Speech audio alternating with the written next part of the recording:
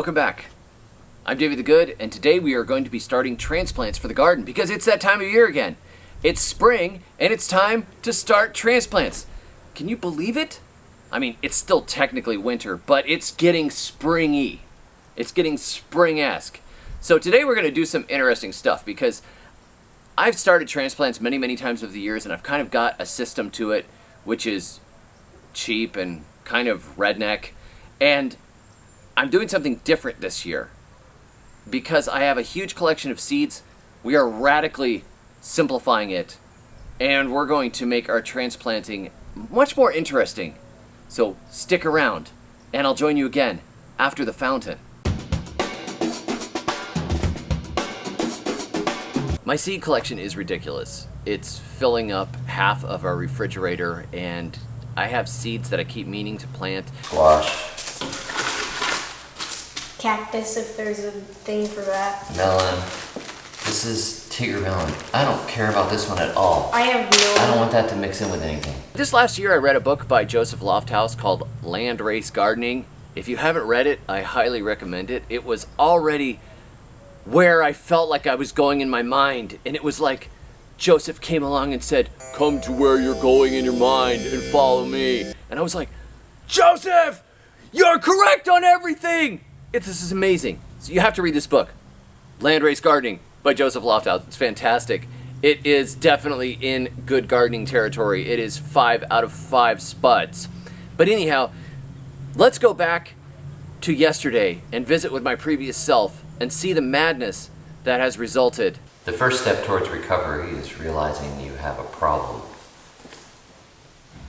I bought a second fridge, which was supposed to be for my wife. Instead, I filled the entire thing full of seeds. Oh, there's tomatoes. Endives. Endives go with lettuces. Banana peppers. Banana peppers. Oh, where did I start putting peppers? Lettuce. Did I have a spot for peppers? These are peppers. Lettuce. That's There we go. Okay, peppers. We'll put Rutabaga. some here. Rutabaga. Oh, I don't have a rutabaga category. More cactus. I don't need cactus There's seeds. the cat. So as we're mixing up our corn on purpose, every packet of corn in here, at least of flint corn or dent corn, so flour corn varieties, they're all going together for our corn patch in the spring. This is so much simpler than trying to save 20 different varieties of corn.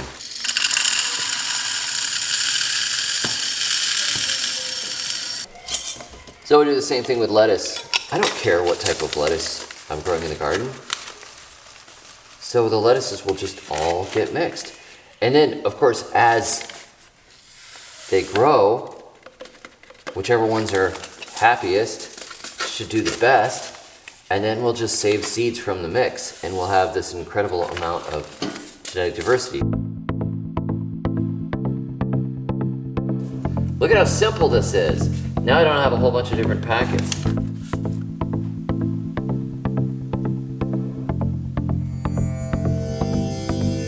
We start transplants for the garden, first of all, with some potting mix. I just buy that fluffy potting mix that's usually called Pro Mix or something like that, and it's a very light stuff. It's made for seed starting. It's kind of expensive, but when you consider how many flats you can get out of a bag, it's really not that bad. So you might spend 20 bucks on a bag, and you can start about 30 or 40 flats of seeds. If you figure that each flat has 72 cells in it, and each transplant is worth $1 if you were to go and buy it from the local display at your nursery, it really makes sense. So the problem is when you buy this stuff is that it's very hydrophobic. It's sold very dry in the bag, and it has a high amount of peat moss, which does not like to let water in. So the first thing you got to do is get yourself a bucket and put it into the bucket and then soak it. If you have rainwater, that's best, but I'm using city water because I'm lazy and I don't want to walk around to the front of the house to get rainwater. But you just mix it in really good, and then you are totally ready to go, and you can start slopping it into your trays and getting ready to actually plant.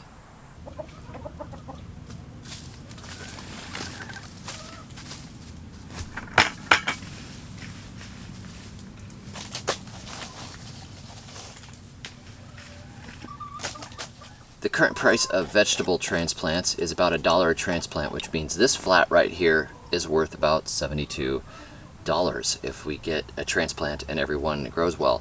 So we're going to put these mixed cabbages in here. The kids helped me. We took all the varieties of cabbage that we had and we just mixed them all up into one because we just simply don't care.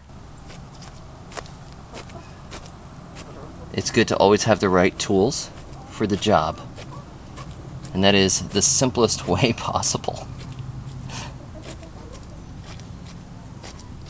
A stick dibbler.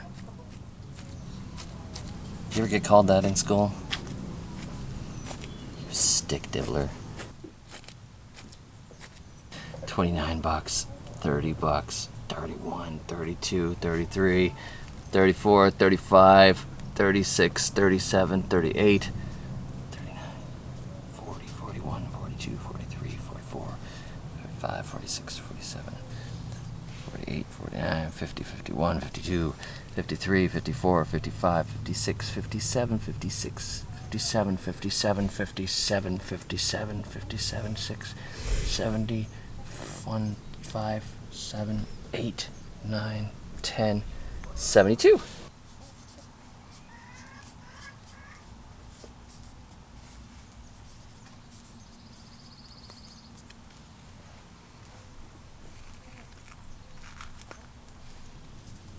Some people, when they see my transplant trays, remark things like, why don't you use seed blocks?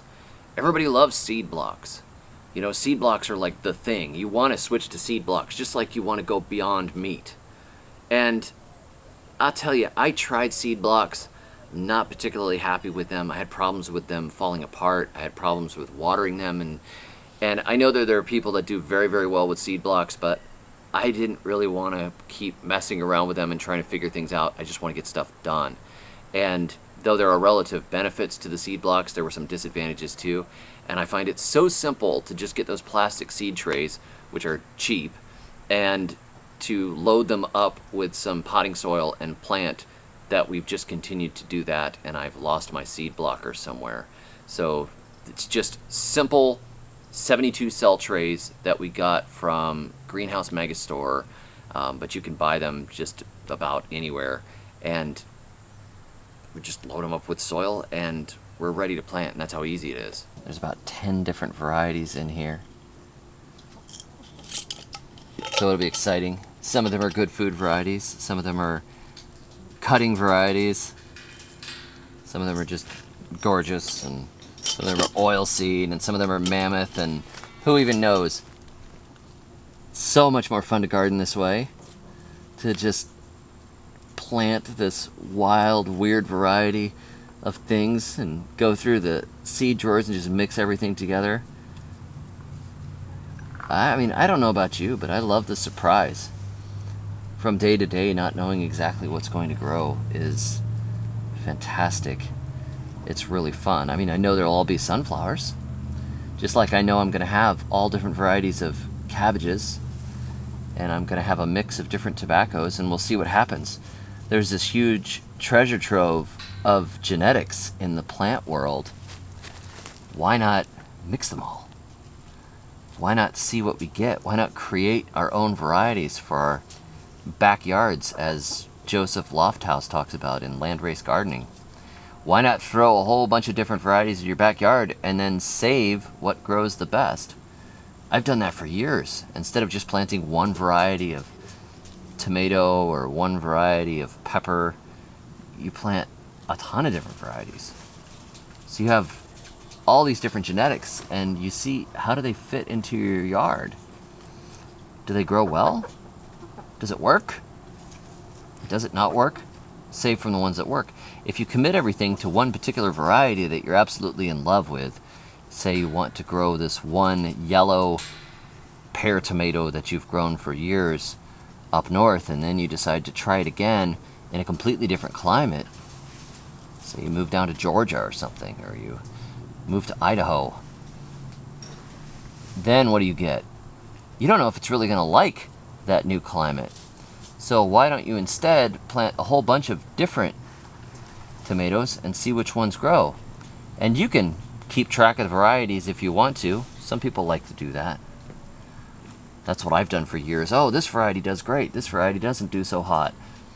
But instead, now I have so many seeds that I've collected over the years because I have a terrible problem with seed hoarding.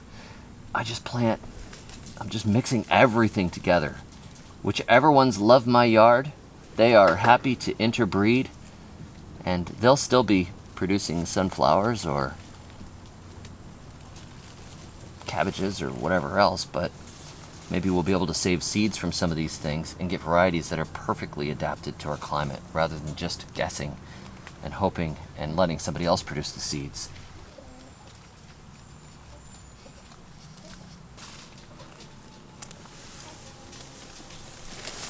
Now all we have to do is make sure that we keep those trays watered and that if there's another cold snap, that they're protected well enough. They should be. We're still using that cheap $250 greenhouse. We set it back up again. It works fine.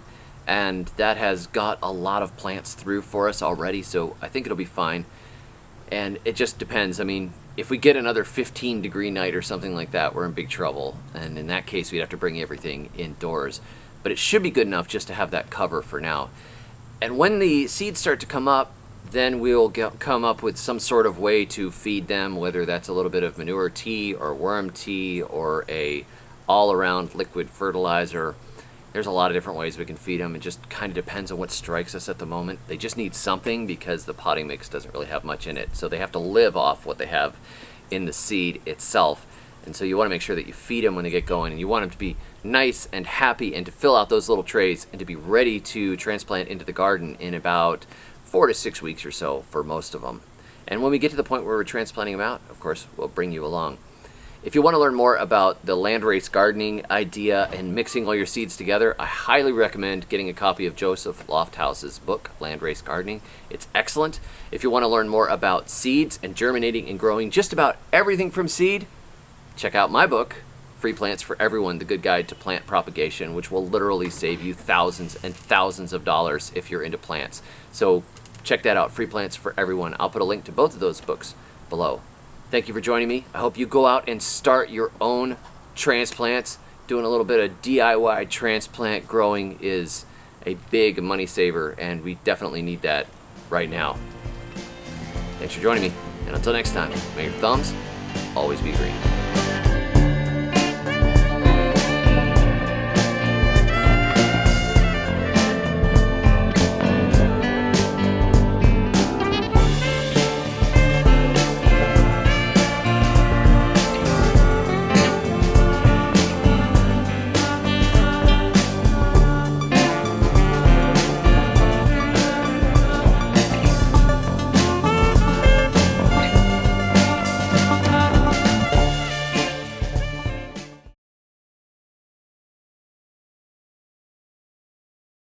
And we're going to do things a little differently than you're probably used to.